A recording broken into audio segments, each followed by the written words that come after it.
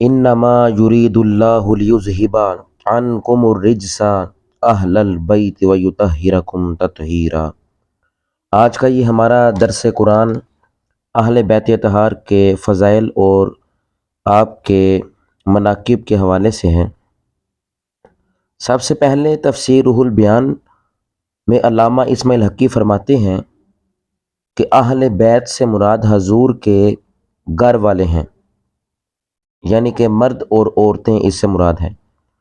اہل بیت کی 3 اقسام ہیں: نسبی، سکنا اور اعزازی۔ اہل بیت نسبی، اہل بیت سکنا اور اہل بیت اعزازی۔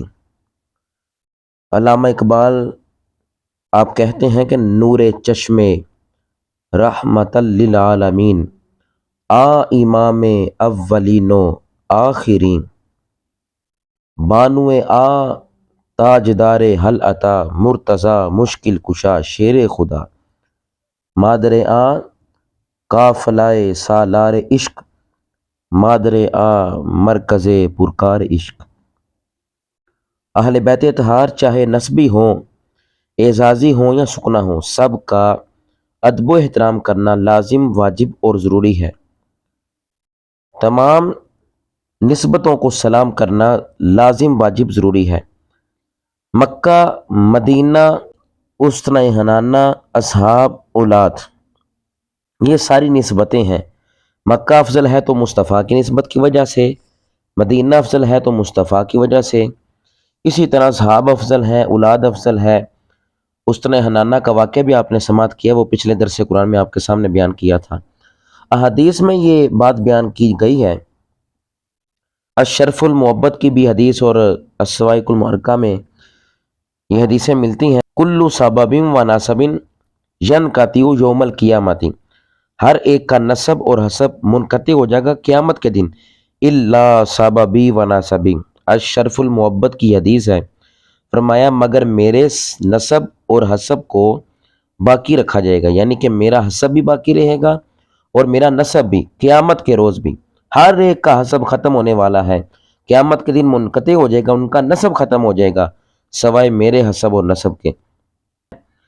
فرمایا ان اللہ تعالی جعل ذریۃ کل نبی فی صلبہ و ان اللہ تعالی جعل ذریتی فی صلب علی ابن ابی طالب، اور بے شک اللہ رب العزت نے رکھا ہے میری ذریت کو علی ابن ابی طالب کی صلب میں۔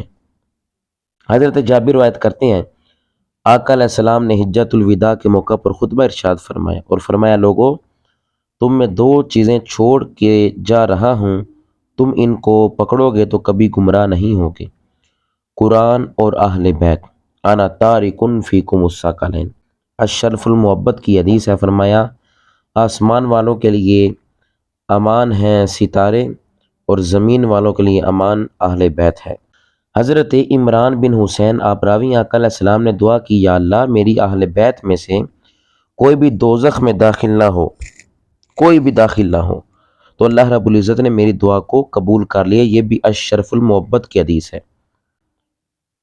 اور میں بے شک میری اہل بیت تم میں کشتی نوح کی طرح ہیں، جو اس میں سوار ہو گیا نجات پا جائے گا اور جو اس سے پیچھے رہ گیا وہ ہلاک ہو جائے گا۔ اسی لیے عارف کھڑی بھی بولے، فرماتے ہیں منگتا آل اولاد تیری دا، منگتا آل اولاد تیری دا، میں کنگال زیانی، پادے خیر اے نہ منگتیاں تاہیں، صدقہ شاہ جیلانی۔